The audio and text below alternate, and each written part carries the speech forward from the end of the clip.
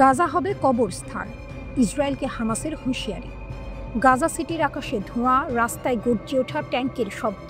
কিন্তু এই যুদ্ধক্ষেত্রে দাঁড়িয়ে হামাস স্পষ্ট জানিয়ে দিল, গাজা হবে তোমাদের কবরস্থান। হামাসের সতর্কবার্তা। হামাসের সশস্ত্র শাখা আল কাসাম ব্রিগেড হিব্রু ভাষায় বিবৃতি দিয়ে বলেছে, ইসরায়েল যদি গাজা সিটিতে আরও অগ্রসর হয় তবে এর মূল্য হবে ভয়াবহ। বন্দীদের ভাগ্য সরাসরি নির্ভর করছে ইসরায়েলের সামরিক পদক্ষেপের ওপর। যোদ্ধারা ইতিমধ্যেই পাড়া মহল্লায় অবস্থান নিয়েছে, মুখোমুখি সংঘর্ষের জন্য প্রস্তুত। এ যেন যুদ্ধক্ষেত্রের ভেতর থেকে আসা মৃত্যুর অঙ্গীকার। 6 সৈন্যের মৃত্যু যুদ্ধের গতি পাল্টে দিল। 18 সেপ্টেম্বর আলাদা ঘটনায় নিহত হল 6 ইসরায়েলি সৈন্য।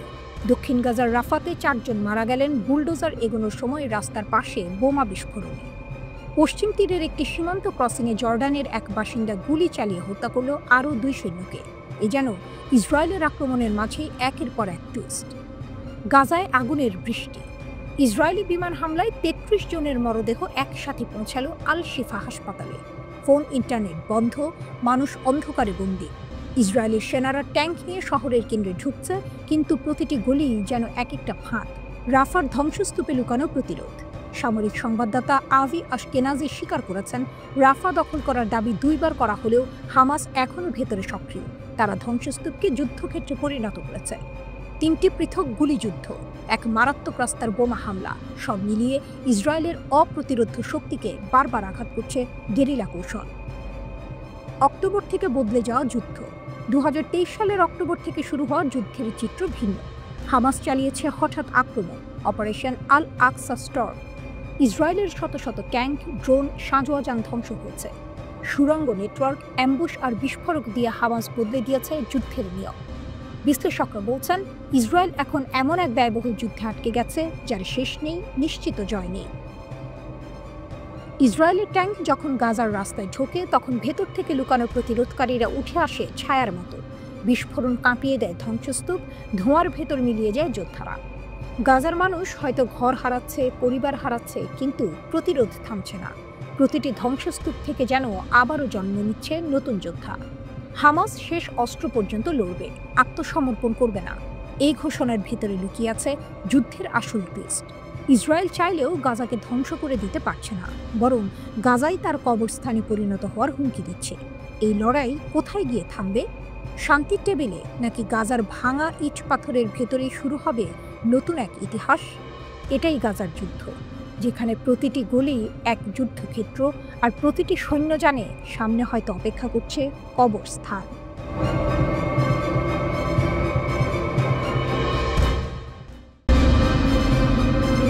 ইরান ও ইসরায়েলের সম্ভাব্য মিসাইল যুদ্ধে পরবর্তী আঘাত কেমন হবে? আকাশে গর্জে উঠছে মিসাইলের শব্দ। একসময় যারা অস্ত্র হিসেবে ড্রোন ও ক্ষেপণাস্ত্র ব্যবহার করত, আজ তারা এক নতুন শক্তি হয়ে উঠে এসেছে।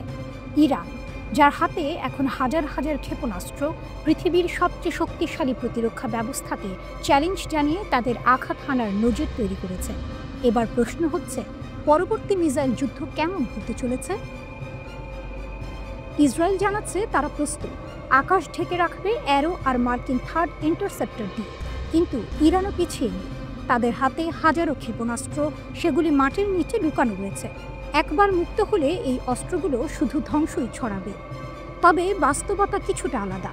ইসরায়েল গত জুন মাসে ইরানের আকাশ প্রতিরক্ষা ব্যবস্থা ভেঙে দিয়ে বেশ কয়েকটি ক্ষেপণাস্ত্র কারখানা ও রাডার স্টেশন ধ্বংস করেছিল।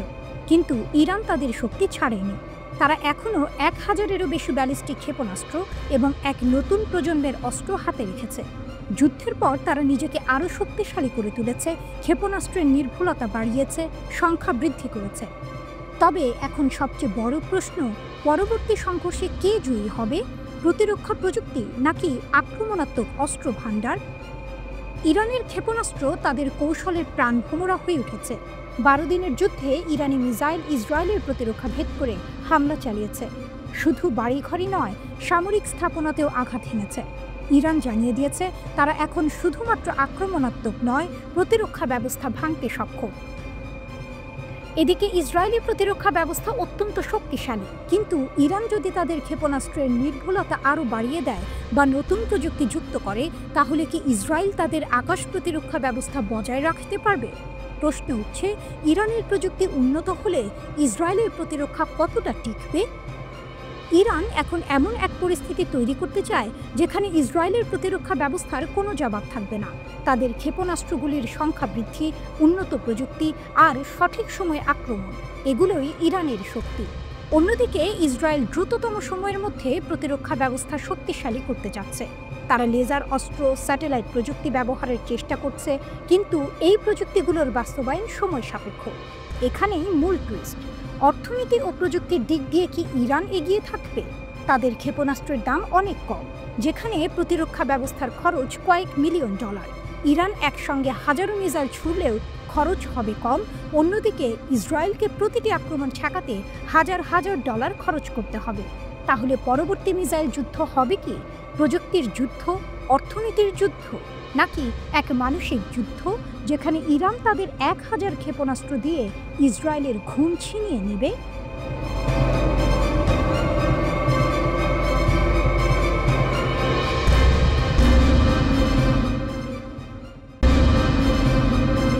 বিশ্বের রাজনৈতিক অঙ্গনে তুমুল উত্তেজনা। ইরান, যে দেশটির সামনে এক নতুন ইতিহাস রচনার মুহূর্ত, এখন দাঁড়িয়ে আছে এক কঠিন সিদ্ধান্তের মুখে। সেপ্টেম্বরের শেষ সপ্তাহের মধ্যে জাতিসংঘের স্ন্যাপব্যাক নিষেধাজ্ঞা ফিরিয়ে আনা হতে পারে। এই মুহূর্তে ইরান কি এক নতুন শক্তি হিসেবে উঠে আসবে? ইরানের প্রকৃত লাইফলাইন। বিশ্বের প্রতিযোগিতামূলক রাজনৈতিক অঙ্গনে ইরান নিজেকে কেবল পশ্চিমাদের চাপ থেকে মুক্ত করতে নয়, বরং এক নতুন শক্তির ক্ষমতা হিসেবে প্রতিষ্ঠিত করতে চায়। ইরানের পরমাণু কর্মসূচি নিয়ে আন্তর্জাতিক বিতর্ক আজ নতুন এক পরিণতির দিকে এগোচ্ছে। বিশেষ করে যুক্তরাষ্ট্র এবং ইসরায়েল একে বড় একটি হুমকি মনে করে। গত কয়েক বছর ধরেই ইরানকে লক্ষ্য করে নানা ধরনের নিষেধাজ্ঞা চাপানো হচ্ছে। এদিকে ইরান পারমাণবিক অস্ত্রের যাত্রায় থেমে নেই। তাদের হাতে এখন পর্যন্ত প্রায় 441 কেজি উচ্চমাত্রার ইউরেনিয়াম মজুত রয়েছে, যেটি 10টি পারমাণবিক বোমার উপাদান হতে পারে।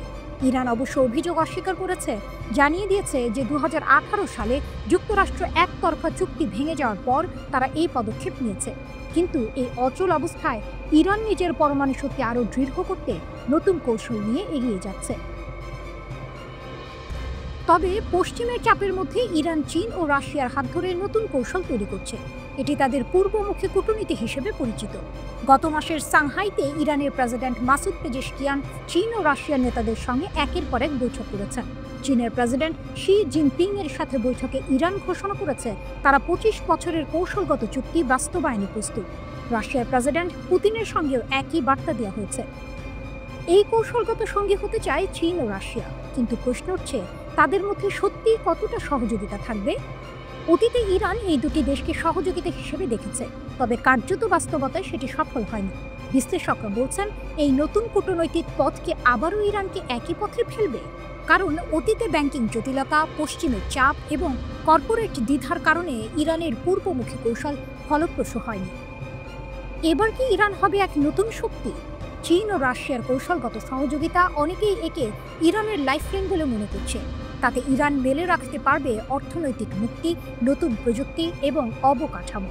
তবে সমালোচকরা বলছেন এর ফলে ইরান পশ্চিমা প্রভাব থেকে মুক্ত হয়ে আবার নতুন করে মস্কো এবং বেইজিংয়ের প্রভাবের কাছে বন্দী হতে পারে। আলোর পথ অথবা অন্ধকার, এখন ইরান এক ঐতিহাসিক সন্ধিক্ষণে। আর এর মধ্যে রয়েছে শুধু পরমাণু কর্মসূচির ভবিষ্যৎ নয়, বরং আয়াতুল্লাহ আল খামিনির শাসনামলের কৌশলে। যে সিদ্ধান্তগুলো আজ নেওয়া হচ্ছে তা আগামী দিনের ইরানকে পরিপূর্ণভাবে পরিবর্তিত করতে পারে।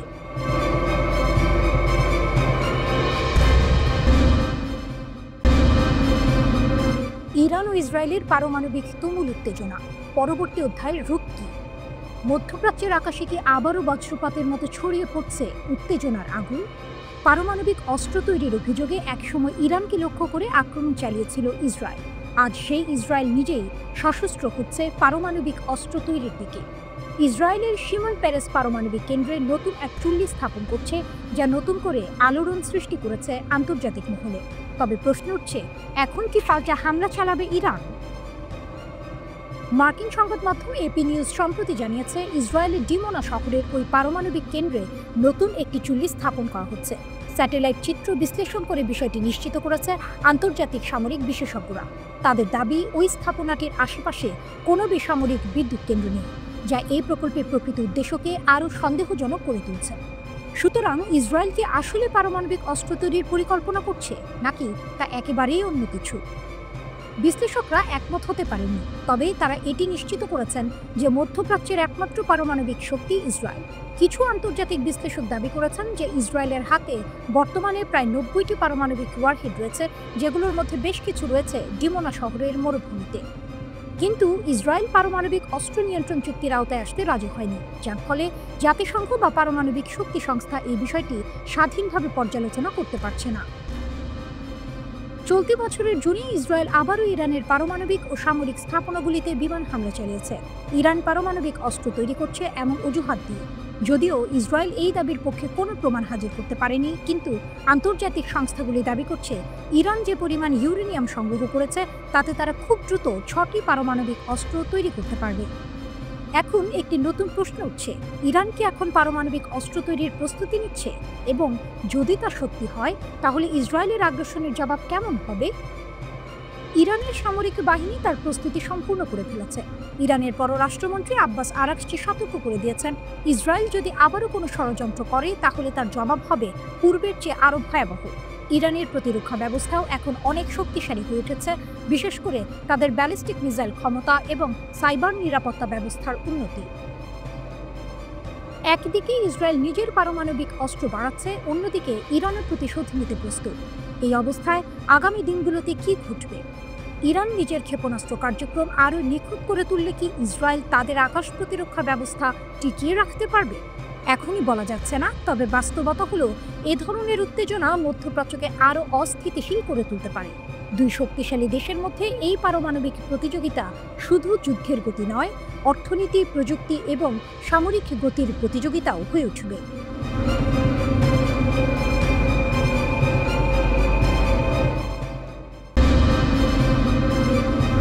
খামেনির দৃঢ় আহ্বান, ইসরায়েলের সাথে সম্পর্ক ছিন্ন করুন, মানবতার পক্ষে দাঁড়ান। এটি ছিল একটি ঐতিহাসিক মুহূর্ত, যেখানে তেহরানের প্রাসাদে আয়াতুল্লাহ আলী খামেনির কণ্ঠে বেজে উঠল এক শক্তিশালী বার্তা, যা শুধু ইরান নয় বরং পুরো মুসলিম বিশ্বের জন্য একটি নতুন পথ নির্দেশনা হয়ে দাঁড়ালো।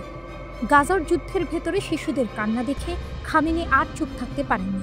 তার কণ্ঠে ছিল দৃঢ়তা এবং আবেগের মিশ্রণ, একটি নতুন সংকল্পের ঘোষণায় ভরা।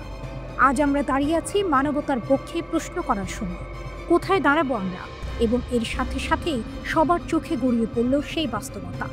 গাজার ভূমিতে যেভাবে বর্বরতা চলছে, সেটা শুধুমাত্র ইসরায়েলের দোষ নয়, বরং তাদের সমর্থকদেরও। খামেনির কথা স্পষ্ট, ইসলামী বিশ্বের প্রতিটি দেশকে, বিশেষ করে মুসলিম দেশগুলোর কাছে আহ্বান জানিয়ে বললেন, ইসরায়েলের সঙ্গে সব সম্পর্ক ছিন্ন করতে হবে। কথাটি ছিল কেবল এক স্লোগান নয়, এটি ছিল এক দাওয়াত, এক সাহসী পদক্ষেপের ডাক। এই পদক্ষেপের মাধ্যমে তিনি মুসলিম রাষ্ট্রগুলোর কাছে রক্তাক্ত গাজার প্রতি সমর্থন জানানোর আহ্বান জানালেন। খামেনি জানালেন, ইসরায়েল পৃথিবীর সবচেয়ে ঘৃণিত শাসন ব্যবস্থা এবং একে বিচ্ছিন্ন করলেই গাজার দুঃখ কিছুটা হলেও শোনা যাবে। বিশ্বের কাছে ইরান চ্যালেঞ্জ ছুড়ে দিল, যদি সবাই একযোগে এই শাসন ব্যবস্থার বিরুদ্ধে আওয়াজ উঠবে, তবে এই অপরাধের ধারাকে রুখে দেওয়া সম্ভব হবে। খামেনি শুধু ইসরায়েলের বিরুদ্ধে ঘোষণা দেননি, তিনি ইরানের ভেতরের চ্যালেঞ্জগুলো উত্থাপন করেছিলেন। আমাদের শক্তি শুধু বাহিনী বা অস্ত্রে নয়, আমাদের শক্তি হচ্ছে জনগণের একতায়, ঐক্যে, প্রেরণায়। এই একতা, এই সংকল্প ইরানের ভবিষ্যৎ রচনা করবে বলে জানালেন তিনি বলেন, আমাদের সামনে দাঁড়িয়ে রয়েছে কঠিন এক পরিস্থিতি, যুদ্ধ অথবা শান্তি, কিন্তু এই স্থবিরতাকে আমাদের ভাঙতে হবে, আমাদের একসাথে কাজ করতে হবে। একাধিক আন্তর্জাতিক চাপের মাঝে খামেনি আশ্বস্ত করেছেন ইরানের জনগণকে, দেশের ভেতর কর্মসংস্থান, উন্নয়ন এবং আশা সৃষ্টি করা হবে এবং তাতে জনগণ আরও দৃঢ়ভাবে সামনের দিকে এগিয়ে যাবে। বিশ্বের বুকে এক ঐতিহাসিক সন্ধিক্ষণে দাঁড়িয়ে ইরান শুধু রাষ্ট্রীয় সক্ষমতায় নয়, বরং একটি সাংস্কৃতিক ও নৈতিক যুদ্ধের পথেও দৃঢ় পদক্ষেপ নিচ্ছে। এই মুহূর্তে খামেনির আহ্বান শুধু ইরানের জন্য নয়, মুসলিম বিশ্বের জন্য গুরুত্বপূর্ণ। এটা সেই মুহূর্ত যখন মুসলিম দেশগুলো সিদ্ধান্ত নেবে তারা কিভাবে বিশ্বমঞ্চে নিজেদের অবস্থান প্রতিষ্ঠিত করবে। খামেনির এই ঘোষণায় যে চ্যালেঞ্জ লুকিয়েছিল তা এখন আরও গভীর হয়ে উঠেছে। তেহরানের কণ্ঠস্বর এখন শুধু ইরানের চার দেয়ালের ভেতরে সীমাবদ্ধ নয়, বরং তা কায়রো, আঙ্কারা এবং দোহা পর্যন্ত পৌঁছে গেছে। এখন প্রশ্ন হলো, ইরান এই যুদ্ধের আহ্বান কতটুকু সফল করতে পারবে? ইরান কি সত্যি এক নতুন গতি তৈরি করতে পারবে?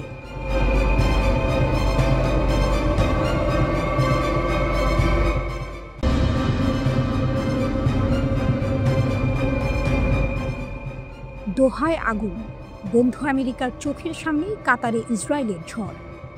একটা রাত, একটা মুহূর্ত, তারপরই আকাশ ছিঁড়ে 15টি যুদ্ধবিমান ঢুকে পড়ল দোহার প্রাণকেন্দ্রে।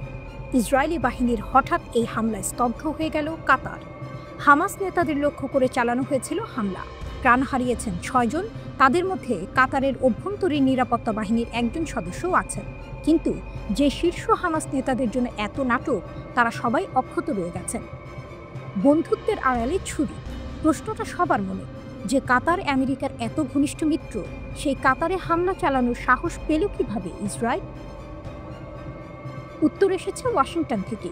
হোয়াইট হাউসের এক শীর্ষ কর্মকর্তা বিবিসিকে জানিয়েছেন, হামলার আগে থেকেই ট্রাম্প প্রশাসনকে অবহিত করেছিল তেল আবিব, অর্থাৎ বন্ধুত্বের আড়ালে লুকিয়েই অনুমতি নেওয়া হয়েছিল। এই হামলার সময় কাতারে বসেই চলছিল মার্কিন প্রেসিডেন্ট ডোনাল্ড ট্রাম্পের নতুন যুদ্ধবিরতির প্রস্তাব নিয়ে বৈঠক। টেবিলে কলম, বাইরে আকাশে আগুন, এ যেন কূটনীতির হৃদয়ে সরাসরি বোমা। ইসরায়েলের বার্তা। হামলার পর ইসরায়েলের সংসদের স্পিকার আমির ওহানা ঘোষণা করলেন, এটা পুরো মধ্যপ্রাচ্যের জন্য একটি বার্তা। বার্তাটা স্পষ্ট, আরব দেশগুলো যতই নীরব থাকুক, যতই অনুগত হোক, দখলদারদের হাতে নিরাপদ নয় কেউ। গাজায় হামলার সময় যারা চুপ থেকেছে, ইরানের উপর আঘাতেও যারা কিছু বলেনি, আজ তাদের দোরগোড়ায় পৌঁছে গেছে আগুন। কাতারের কৌশলগত গুরুত্ব। এই হামলা শুধু কাতারকে নয়, আমেরিকাকেও এক বিব্রত অবস্থায় ফেলেছে। কারণ কাতার শুধু মিত্র নয়, নেটোর বাইরেও ওয়াশিংটনের অন্যতম প্রধান অংশীদার। দোহায় অবস্থিত আল উদেইদ বিমান ঘাঁটি হল মধ্যপ্রাচ্যে আমেরিকার সবচেয়ে বড় সামরিক ঘাঁটি। প্রায় 10,000 মার্কিন সেনা মোতায়েন আছে সেখানে। এখান থেকেই পরিচালিত হয় যুক্তরাষ্ট্রের অধিকাংশ আঞ্চলিক সামরিক অভিযান। কাতার আবার মার্কিন সামরিক সরঞ্জামের বড় ক্রেতা। তেল, গ্যাস, সামরিক খাতে বিলিয়ন ডলারের বাণিজ্য চুক্তি রয়েছে দুই দেশে। আফগানিস্তান থেকে মার্কিন সেনা প্রত্যাহার হোক বা ইসরায়েল হামাস সংঘাতের মধ্যস্থতা, প্রতিটি বড় ইস্যুতেই ওয়াশিংটন নির্ভর করেছে দোহারের উপর। জটিল সম্পর্কের জাল। কাতারের সঙ্গে ইসরায়েলের সম্পর্ক প্রকাশ্যে নেই, কিন্তু আড়ালে আছে এক জটিল সহযোগিতা। কাতারের সঙ্গে ইসরায়েলের সম্পর্ক প্রকাশ্যে নেই, কিন্তু আড়ালে আছে এক জটিল সহযোগিতা। গোয়েন্দা তথ্য আদান প্রদান থেকে শুরু করে মানবিক সহায়তা ও যুদ্ধবিরতি আলোচনায় কাতার বহুবার হয়েছে প্রধান মধ্যস্থতাকারী। জিম্মি বিনিময়, অর্থ সাহায্য, এমনকি ইসরায়েলি কর্মকর্তাদের কাতারে যাতায়াত, সবই ঘটেছে এই ছায়া সম্পর্কের ভেতরে। কিন্তু এবারে সেই দোহাই আক্রমণের মঞ্চে পরিণত হল। শেষ প্রশ্ন। হামলায় প্রাণ হারালেন 6 জন, রক্ষা পেলেন হামাসের বড় নেতারা, বার্তা দিল ইসরায়েল, অনুমতি দিল যুক্তরাষ্ট্র। এখন প্রশ্নটা সবার সামনে, যে কাতার এতদিন ছিল আলোচনার টেবিলের মধ্যস্থতাকারী, সে কি এখন নিজেই যুদ্ধক্ষেত্রের এক পক্ষ হয়ে উঠছে? দোহায় আগুনের ধোঁয়া মিলিয়ে গেলেও মধ্যপ্রাচ্যের আকাশে এখনও ভেসে আছে সেই প্রশ্ন।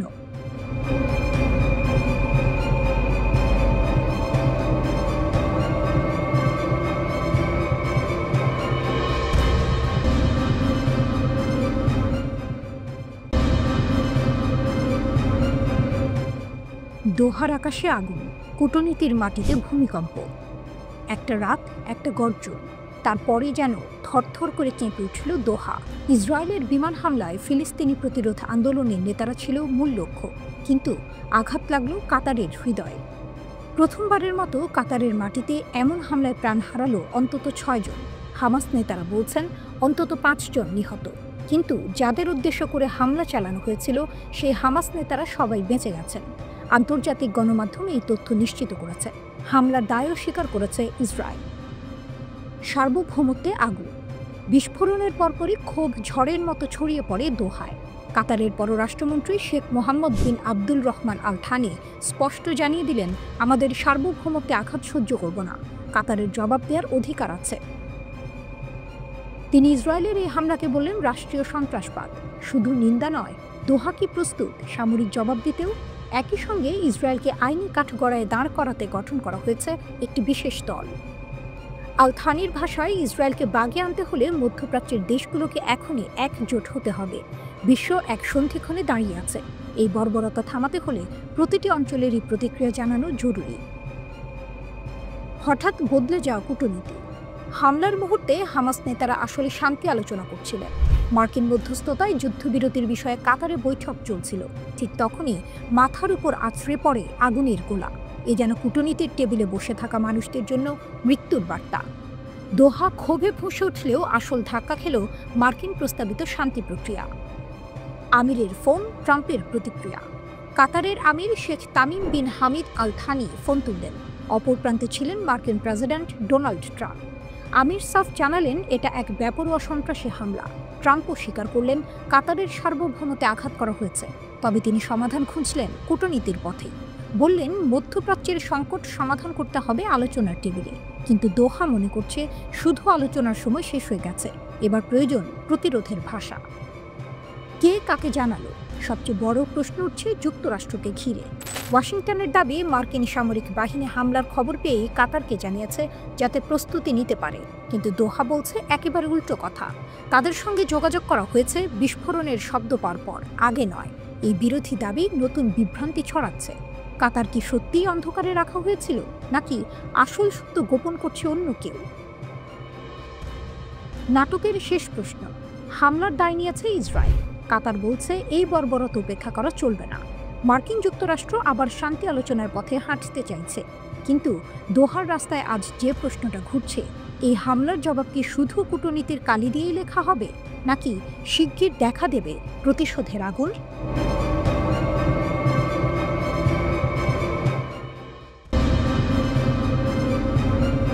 কাতারের রাজধানী দোহায় ইসরায়েলি হামলা গোটা মধ্যপ্রাচ্যকে এক নতুন সংকটের দিকে ঠেলে দিয়েছে। এটি শুধু কাতারের জন্য নয়, বরং গোটা উপসাগরীয় অঞ্চলের জন্য এক বিপজ্জনক বার্তা। ইসরায়েলি প্রধানমন্ত্রী বেনিয়ামিন নেতানিয়াহু একটিও মুহূর্ত বিলম্ব না করে হামলার দায় স্বীকার করেছেন। তার নির্লজ্জ স্বীকারোক্তি এবং কাতারকে টার্গেট করার দুঃসাহস প্রমাণ করেছে ইসরায়েল আর কোনো আন্তর্জাতিক সীমারেখা মানছে না। এখন প্রশ্ন হচ্ছে, যুক্তরাষ্ট্র কি এবারও ইসরায়েলের অপরাধ ঢাকবে, নাকি তারা আঞ্চলিক মিত্রদের রক্ষা করার চেষ্টা করবে? মার্কিন প্রেসিডেন্ট ডোনাল্ড ট্রাম্প কি তাদের বন্ধুকে সমর্থন জানাবে, নাকি এই ঘটনার প্রতি প্রতিবাদ জানাবে? কাতারের ওপর এই হামলার মধ্য দিয়ে ইসরায়েলি আগ্রাসনের নতুন মাত্রা স্পষ্ট হয়ে উঠেছে। ইসরায়েল আর কোনো সীমারেখা মানছে না, এবং তাদের এই বেপরোয়া আচরণকে থামানো না গেলে কাতারের পর পরবর্তী লক্ষ্য হতে পারে সৌদি আরব, সংযুক্ত আরব আমিরাত এবং গোটা উপসাগরীয় অঞ্চল।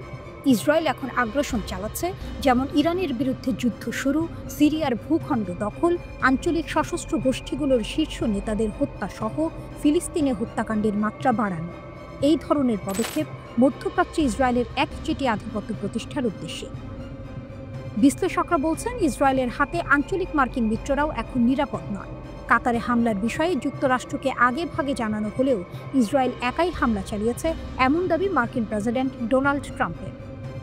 তবে অনেকের সন্দেহ এর পেছনে আমেরিকার নীরব অনুমোদন ছিল। মার্কিন প্রেসিডেন্টের দেয়া বিবৃতিতে বলা হয়, হামলার আগে কাতারকে সতর্ক করে দেওয়া হয়েছিল, কিন্তু কাতার তা মিথ্যা দাবি করেছে। এদিকে নেতানিয়াহু দাবি করেন ইসরায়েলের বিরুদ্ধে কোনো দেশকে আর সম্মান দেওয়ার প্রয়োজন নেই। আমরা হামাস নেতাদের হামলা চালিয়েছি কারণ তারা আমাদের জনগণকে হত্যা করেছে। এই হামলা ফিলিস্তিনি যুদ্ধবিরতির আলোচনায় বড় বাধা হয়ে দাঁড়িয়েছে। কাতার শান্তি আলোচনা করলেও ইসরায়েল তার লক্ষ্য থেকে সরে আসেনি। নেতানিয়াহু ঘোষণা করেন, যতদিন পর্যন্ত আমাদের প্রতিবেশীরা আমাদের হত্যা করবে, ততদিন আমরা তাদেরকে ছেড়ে দেব না। ইসরায়েল যদি মধ্যপ্রাচ্য অঞ্চলের দেশগুলোর সার্বভৌমত্বের প্রতি সম্মান না দেখায়, তবে তাদের অস্তিত্ব ভয়াবহ হুমকির মুখে পড়তে পারে। কাতারের রাজধানী দোহায় হামাস নেতাদের লক্ষ্য করে ইসরায়েলি হামলার ঘটনায় তীব্র প্রতিক্রিয়া জানিয়েছে ইরান ও কাতার। তেহরান এই ঘটনাকে অত্যন্ত বিপজ্জনক ও অপরাধমূলক কর্মকাণ্ড বলে আখ্যায়িত করেছে। কাতার ভিত্তিক সংবাদ মাধ্যম আল জাজিরা এই খবর জানিয়েছে। কাতারের পররাষ্ট্র মন্ত্রণালয়ের মুখপাত্র মাজেদ আল আনসারি এক বিবৃতিতে বলেছেন, আবাসিক ভবনে এই হামলা চালানো হয়েছে, যেখানে হামাসের রাজনৈতিক ব্যুরোর সদস্যরা অবস্থান করছিলেন। এটি সব আন্তর্জাতিক আইন ও নীতির প্রকাশ্য লঙ্ঘন এবং কাতারবাসী ও বিদেশি বাসিন্দাদের নিরাপত্তার জন্য বড় হুমকি।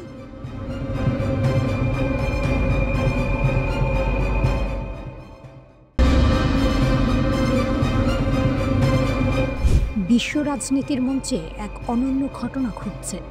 দীর্ঘদিনের সম্পর্কের টানাপোড়েনের পর ইরান এবং কাতার একে অপরের পাশে দাঁড়িয়ে এসেছে ইসরায়েলের বিরুদ্ধে শক্তিশালী ঐক্যবদ্ধ প্রতিক্রিয়া গড়ে তোলার জন্য। ইরানের রাষ্ট্রপতি মাসুদ পেজেশকিয়ান তার সাম্প্রতিক সফরে কাতারের আমির Sheikh Tamim bin Hamad Al থানির সঙ্গে কথা বলেন, যেখানে তিনি ঘোষণা করেন ইরান কাতারের পাশে দাঁড়াবে এবং ইসরায়েলি অপরাধের বিরুদ্ধে শক্তিশালী অবস্থান নেবে। বিশ্বের মুসলিম দেশগুলো এই সময়ে কাতারের পাশে দাঁড়ানোর প্রস্তুতি নিচ্ছে। ইরান, যা কিছুদিন আগেও কাতারের সঙ্গে সম্পর্কের ক্ষেত্রে অস্থির ছিল, এখন একজোট হয়ে ইসরায়েলের বিরুদ্ধে এক গুঁয়ে কণ্ঠস্বর তুলে ধরছে। পেজেশকিয়ান বলেছেন, ইসলামিক দেশগুলোকে ঐক্যবদ্ধ হওয়া জরুরি, যাতে ইসরায়েলের অপরাধের বিরুদ্ধে দৃঢ় অবস্থান নেওয়া যায়।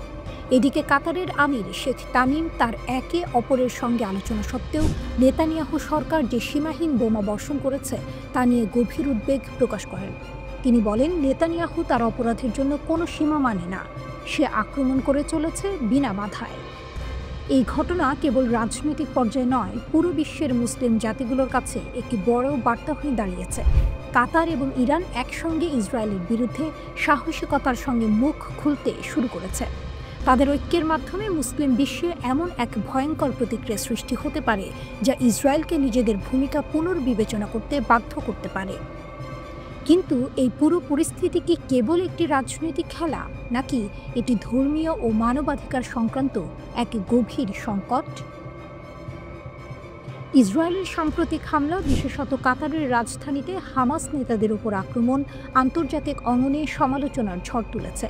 হামাসের দাবি, তাদের সিনিয়র আলোচক প্রতিনিধি দল বেঁচে গেছে, তবে 5 জন নিম্ন স্তরের সদস্য নিহত হয়েছে। এই ঘটনাটি আরও প্রশ্ন তুলে, ইসরায়েলের সাফল্য কি সত্যিই সফল, কিংবা এটি কেবল তাদের আক্রমণের এক ভ্রান্ত প্রচেষ্টা?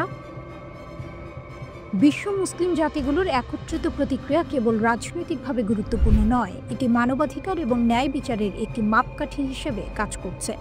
কাতারের ওপর ইসরায়েলি হামলার নিন্দা জানিয়েছে ইরান। দেশটির পররাষ্ট্র মন্ত্রণালয়ের মুখপাত্র ইসমাইল বাঘাই রাষ্ট্রীয় টেলিভিশনে দেয়া বক্তব্যে এ নিয়ে কথা বলেন। তিনি বলেন, এই পদক্ষেপ আন্তর্জাতিক আইনের স্পষ্ট লঙ্ঘন এবং কাতার ও ফিলিস্তিনি মধ্যস্থতাকারীদের জাতীয় সার্বভৌমত্বের লঙ্ঘন। পররাষ্ট্র মন্ত্রণালয়ের মুখপাত্র আরও বলেন, এটি অবশ্যই এ অঞ্চল এবং আন্তর্জাতিক সম্প্রদায়ের জন্য একটি গুরুতর সতর্কবার্তা হিসেবে কাজ করবে। এবছরের জুনের শেষ দিক থেকে যুদ্ধবিরতি পালন করছে ইরান ও ইসরায়েল। এদিকে ইসরায়েলের প্রধানমন্ত্রীর কার্যালয় থেকে বলা হয়েছে, হামাসের শীর্ষ সন্ত্রাসী নেতাদের বিরুদ্ধে আজকের অভিযান ছিল সম্পূর্ণ স্বাধীন ইসরায়েলি অভিযান।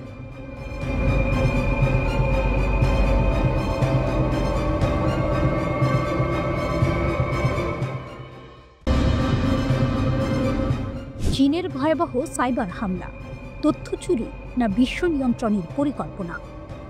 বিশ্বের সবচেয়ে শক্তিশালী দেশটির বিরুদ্ধে ইতিহাসের সবচেয়ে ভয়াবহ সাইবার হামলা চালিয়েছে চীন। প্রভাবশালী গণমাধ্যম নিউ ইয়র্ক টাইমস সম্প্রতি প্রকাশ করেছে যে চীনের সরকার সমর্থিত সাইবার হ্যাকার গোষ্ঠী সল্ট টাইফুন যুক্তরাষ্ট্রের একাধিক গুরুত্বপূর্ণ সেক্টরের মধ্যে অনুপ্রবেশ করেছে। এমনকি 2024 সালের নির্বাচনী প্রচারণায়ও আঘাত হেনেছে তারা। ডোনাল্ড ট্রাম্প এবং জেডি ভ্যান্সের ফোনও এদের কবলে পড়েছে। এই সাইবার হামলার ফলে চীন হয়তো শুধু তথ্য চুরি করেনি, বরং একটা গভীর পরিকল্পনা বাস্তবায়নের দিকে এগিয়ে যাচ্ছে। তবে প্রশ্ন উঠছে, চীনের আসল লক্ষ্য কি শুধুই তথ্য চুরি, নাকি ইনফরমেশনকে অস্ত্র বানিয়ে গোটা বিশ্বকে নিজেদের নিয়ন্ত্রণে নেওয়ার মহা পরিকল্পনা করছে বেইজিং? সল্ট টাইফুন গোষ্ঠী গত 1 বছরে অন্তত 80টি দেশে সাইবার হামলা চালিয়েছে। এসব হামলার মধ্যে অন্তর্ভুক্ত রয়েছে রাজনীতিবিদদের ফোন রেকর্ড, সাধারণ নাগরিকদের ব্যক্তিগত তথ্য এবং সরকারের গুরুত্বপূর্ণ নেটওয়ার্কের তথ্য। এমনকি তাদের কাছে বিশ্বের বিভিন্ন দেশের সামরিক অবকাঠামো সম্পর্কিত গোপন তথ্য রয়েছে।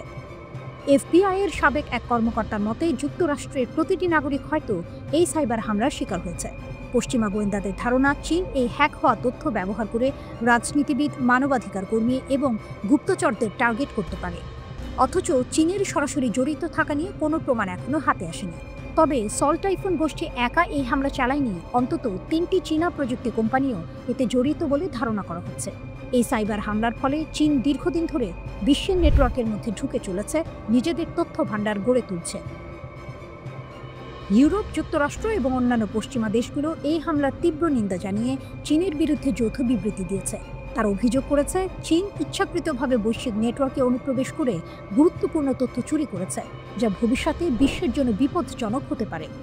এখন সবচেয়ে বড় প্রশ্ন, চীনের সাইবার হামলাগুলি কি শুধুই তথ্য চুরির উদ্দেশ্যে, নাকি তারা এই তথ্য ব্যবহার করে বিশ্বব্যাপী তাদের আধিপত্য বিস্তার করতে চায়? অনেক বিশ্লেষক বলছেন চীন দীর্ঘদিন ধরে এই পরিকল্পনা তৈরি করেছে এবং তারা সফলভাবে পৃথিবী জুড়ে এক শক্তিশালী ডিজিটাল যুদ্ধের মঞ্চ তৈরি করছে। এই সাইবার হামলার মাধ্যমে চীন একে একে যুক্তরাষ্ট্র এবং তার পশ্চিমা মিত্রদের সামনে বড় ধরনের চ্যালেঞ্জ সৃষ্টি করেছে। পশ্চিমা দেশগুলো যদি এখন নিজেদের সাইবার নিরাপত্তা শক্তিশালী না করে, তবে ভবিষ্যতে চীন তাদের সবচেয়ে বড় বিপদ হয়ে উঠতে পারে। চীনের ডিজিটাল যুদ্ধের আধিপত্য আমেরিকা ও তার মিত্রদের কঠিন সময় ফেলে দিতে পারে।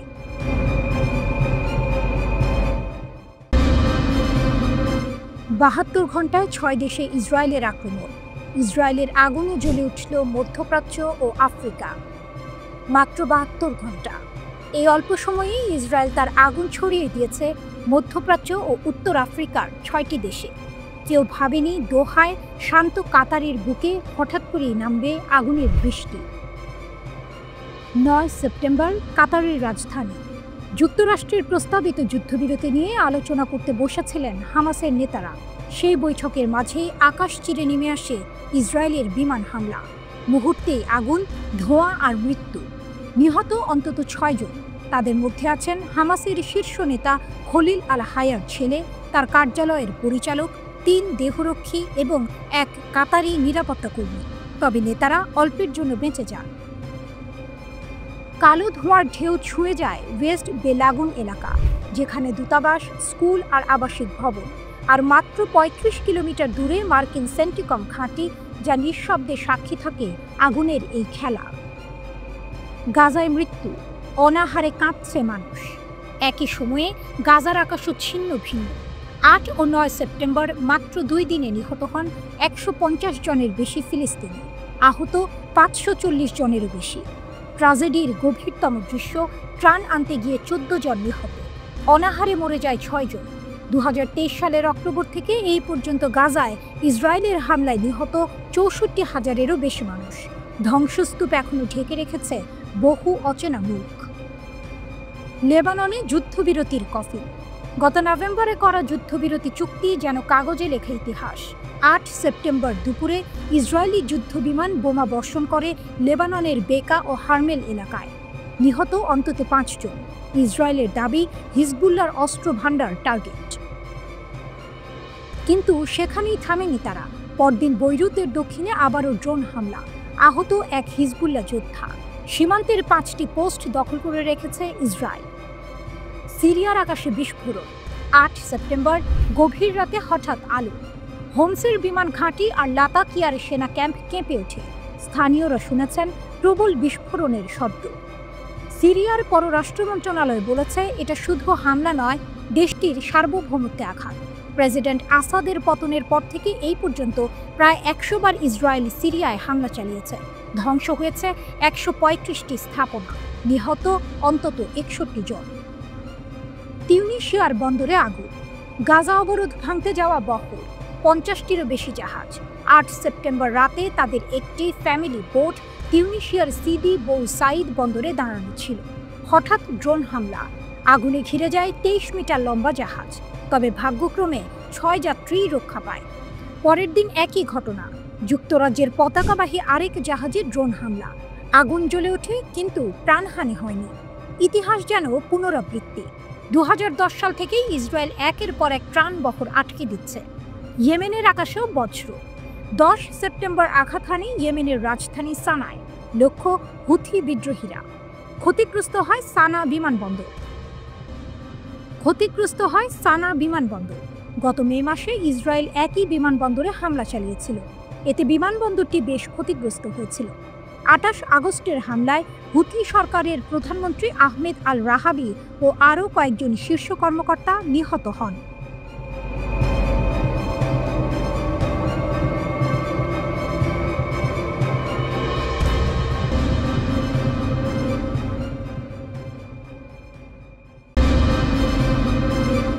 ইয়েমেনের বজ্রাঘাত, আল কুদসে হুথিদের হাইপারসনিক প্রতিশোধ।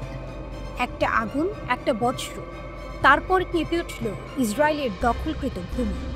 কল্পনাও করেনি নেতানিয়াহুর সেনারা যে প্রতিঘাত এত ভয়ঙ্কর রূপে আসবে। আরব আমিরাতে ফিলিস্তিনপন্থী নেতাদের ভবনে হামলা চালালো ইসরায়েল। কয়েক ঘন্টা যায়নি, ইয়েমেনের প্রতিরোধ যোদ্ধারা আঘাত হানল সরাসরি ইসরায়েলের হৃদয়ে। দখলকৃত আল কুদসে ঝাঁপিয়ে পড়ল হাইপারসনিক ক্লাস্টার মিসাইল।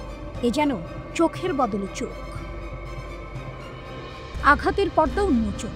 হুথিদের মুখপাত্র ঘোষণা দিলেন, আমরা হামলা চালিয়েছি সেই ভূমিতে যেখানে ফিলিস্তিনিদের উচ্ছেদ করে বসতি স্থাপনাকারীদের ঘর বানানো হয়েছে। তাদের ভাষায় মিশন সফল, লক্ষ্য অর্জিত। এবার শুধু সতর্কতা নয়, আরও বড় আঘাতের হুঁশিয়ারি। বার্তা স্পষ্ট, ফিলিস্তিনি ভাইদের রক্ষায় ইয়েমেন যোদ্ধারা শেষ নিঃশ্বাস পর্যন্ত লড়বে। প্রেস টিভির প্রতিবেদন। ইরানের সংবাদ মাধ্যম প্রেস টিভি জানায়, ইসরায়েলের সংবেদনশীল স্থাপনায় একের পর এক মিসাইল আঘাত হেনেছে হুথি যোদ্ধারা। ব্যবহৃত হয়েছে ভয়ঙ্কর অস্ত্র হাইপারসনিক প্যালেস্টাইন 2। এটি এমন ক্লাস্টার মিসাইল যা একাধিক ওয়ারহেড বহন করতে সক্ষম। আকাশে ছুটে গিয়ে মুহূর্তেই ভাগ হয়ে যায় বহু ক্ষেপণাস্ত্রে। প্রতিরক্ষা ব্যবস্থা ভেদ করে আছড়ে পড়ে লক্ষ্যবস্তুতে। এই অস্ত্রের গুজব ছিল বহুদিন। ইসরায়েলের ওয়াইনেট সংবাদ মাধ্যম সম্প্রতি সতর্ক করেছিল, ইয়েমেনি বাহিনী হয়তো নতুন ধরনের মিসাইল ভান্ডারে রেখেছে, যা তেল আবিবের দিকে ছুটে আসতে পারে। সেটিই বাস্তব হল। প্রতিশোধের আগুন। সম্প্রতি ইয়েমেনের রাজধানী সানায় হুথিদের প্রেসিডেন্ট প্যালেস লক্ষ্য করে ভয়ানক হামলা চালিয়েছিল ইসরায়েল। তার জবাবেই এবার ইয়েমেনিদের প্রতিঘাত।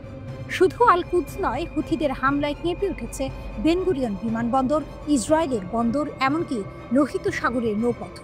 ড্রোন আর মিসাইলের ঝড় যেন এক অস্থিরতায় ফেলেছে ইসরায়েলি সেনা আর তাদের মিত্রদের। কাহিনী যেন যুদ্ধের সিনেমা। প্রথমে ইসরায়েল আঘাত করে আরব আমিরাতে ফিলিস্তিনিপন্থী নেতাদের ভবনে। মনে হয়েছিল ভয় দেখানো গেল, কিন্তু না। কয়েক ঘন্টার মধ্যে পাল্টে আঘাত এলো ইয়েমেন থেকে। যেন ইতিহাসের নাট্যমঞ্চে টুইস্ট, যেখানে শিকারী শিকারীকে পরাস্ত করে। ভবিষ্যতের সতর্কবার্তা। হুথিরা জানিয়ে দিয়েছে এটা কেবল শুরু। তাদের প্রতিশোধ চলবে। তারা শুধু নিজেদের ক্ষতির জবাব দিচ্ছে না, তারা দাঁড়াচ্ছে ফিলিস্তিনিদের পাশে। বার্তাটা যেন আকাশ ভেদ করে ছুটে আসা আগুনের অক্ষরে লেখা, ইসরায়েল, প্রতিটি হামলার জবাব আমরা দেব। প্রতিটি ফিলিস্তিনির কান্নার প্রতিধ্বনি আমরা রূপ দেব বজ্রঘাতে। আল কুদসে সেই বজ্রের শব্দ শোনা যাচ্ছে। এখন প্রশ্ন, পরবর্তী বজ্রপাত কোথায় নামবে? ইসরায়েল কি তা ঠেকাতে পারবে, নাকি প্রতিরোধের আগুন আরও ছড়িয়ে পড়বে গোটা অঞ্চলে?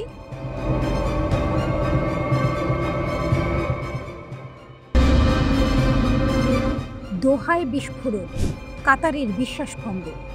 আমেরিকা ইসরায়েল সম্পর্কে নতুন প্রশ্ন। মধ্যপ্রাচ্যের আকাশে এক বিস্ময়কর নাটক। মুসলিম দেশ হয়েও কাতার দীর্ঘদিন ধরে ছিল আমেরিকা ও ইসরায়েলের এক বড় আশীর্বাদ। তেল আবিব আর ওয়াশিংটনের সাথে এক অলিখিত বোঝাপড়া তৈরি হয়েছিল তাদের। ইরানের ক্রমবর্ধমান প্রভাবের বিরুদ্ধে প্রতিষেধক হিসেবে কাজ করত দোহা। পাশাপাশি আমেরিকার সবচেয়ে বিশ্বস্ত হাতিয়ার হয়ে মধ্যপ্রাচ্যে খবরদারি চালাত ঠিক কাতারের মাটিতে। কিন্তু এবার যেন কাহিনী মোড় নিল অচেনা দিকে। ইসরায়েলের বিমান হামলার ঝড় এসে পড়েছে দোহার বুকে, আর সেই আগুনে নীরবে সায় দিয়েছে আমেরিকা। কাতারের বিশ্বাসভঙ্গ হলো মুহূর্তে। দোহার আকাশে আগুন, কাতারের হৃদয়ে প্রশ্ন। ইসরায়েলের হামলার পর কাতার দাঁড়িয়েছে এক গভীর দ্বিধার মোড়ে। এই হামলার ফলে শুধু প্রাণহানি ঘটেনি, ভেঙে গেছে কাতার, ইসরায়েলের সেই অলিখিত সমঝোতাও। এখন প্রশ্ন, কাতার কি আর আগের মতো থাকবে? তাদের পররাষ্ট্রনীতি আর মধ্যপ্রাচ্যে ভূমিকা নিয়ে বিশ্ব জুড়ে শুরু হয়েছে নতুন আলোচনার ঝড়। আমেরিকার ঘাঁটি, অথচ লক্ষ্যবস্তু দোহা। কাতারে অবস্থিত আল উদেইদ বিমান ঘাঁটি, মধ্যপ্রাচ্যে আমেরিকার সবচেয়ে বড় সামরিক ঘাঁটি। এখান থেকেই চালানো হয় আমেরিকার বেশিরভাগ সামরিক অভিযান। ন্যাটোর বাইরে কাতারকে দেওয়া হয়েছে মেজর নন ন্যাটো অ্যালাই মর্যাদা। তবুও ইসরায়েল হামলা চালালো ঠিক সেই দোহার বুকে, যেন মিত্রকেই আঘাত করা হলো। এতে কাতারের নিরাপত্তা ব্যবস্থাই প্রশ্নবিদ্ধ হয়ে দাঁড়িয়েছে। এখন দোহা আশা করছে আমেরিকা ইসরায়েলের উপর চাপ সৃষ্টি করবে, কিন্তু ট্রাম্প প্রশাসন যদি নীরব থাকে, তবে সম্পর্কের বন্ধনে টানাপোড়েন তৈরি হবে নিশ্চিতভাবে। গ্যাস, শক্তি আর কূটনীতির টুইস্ট। কাতার বিশ্বের অন্যতম বৃহত্তম তরলীকৃত প্রাকৃতিক গ্যাস রপ্তানিকারক দেশ। ইউক্রেন যুদ্ধের পর ইউরোপীয় ও আমেরিকার মিত্র দেশগুলো রাশিয়ার গ্যাস থেকে দূরে সরে যেতে চাইছে। ফলে বিকল্প সরবরাহকারী হিসেবে কাতারের গুরুত্ব এখন আকাশচুম্বী। এই শক্তি কার্ড হাতে রেখেই দোহা চাইলে আমেরিকান মিত্রদের মাধ্যমে ইসরায়েলের উপর চাপ সৃষ্টি করতে পারে। একদিকে গ্যাস সরবরাহের স্থিতিশীলতা, অন্যদিকে আঞ্চলিক মধ্যস্থতার ভূমিকা। কাতার জানে তার হাতে রয়েছে বড় তাস। মধ্যস্থতাকারী না পক্ষভুক্ত? দীর্ঘদিন ধরে কাতার ছিল ইসরায়েল হামাসের মধ্যে প্রধান মধ্যস্থতাকারী, কিন্তু এবার ইসরায়েলের এই হামলা কাতারের সেই ভূমিকাকে চ্যালেঞ্জের মুখে ফেলেছে। হামাস কি আর কাতারের ওপর আস্থা রাখবে? নিরপেক্ষতার মুখোশ কি এবার ভেঙে যাবে? এই প্রশ্নে দোদুল্যমান কাতার এখন নিজের কৌশল পুনর্বিবেচনা করছে। আস্থা ভাঙা, সম্ভাব্য নতুন জোট। কাতার মনে করছে ইসরায়েলের এই হামলা শুধু একটি সামরিক পদক্ষেপ নয়, বরং তাদের সার্বভৌমত্বের উপর সরাসরি আঘাত। রাজধানী দোহাতেই যখন বিস্ফোরণ, তখন দেশের নিরাপত্তা প্রশ্নবিদ্ধ না হয়ে পারে না। ফলে কাতার আন্তর্জাতিক অঙ্গনে আরও শক্ত অবস্থান নিতে বাধ্য হতে পারে। আর যদি দোহা মনে করে আমেরিকা যথেষ্ট কঠোর হচ্ছে না, তবে কাতার হয়তো হাত বাড়াবে ইরানের দিকে, যে ইরান এতদিন ছিল কাতারের গোপন প্রতিপক্ষ। দোহায় ইসরায়েলের হামলা শুধু একটি বিস্ফোরণ নয়, এটি মধ্যপ্রাচ্যের কূটনীতির চিত্রনাট্য পাল্টে দিতে পারে।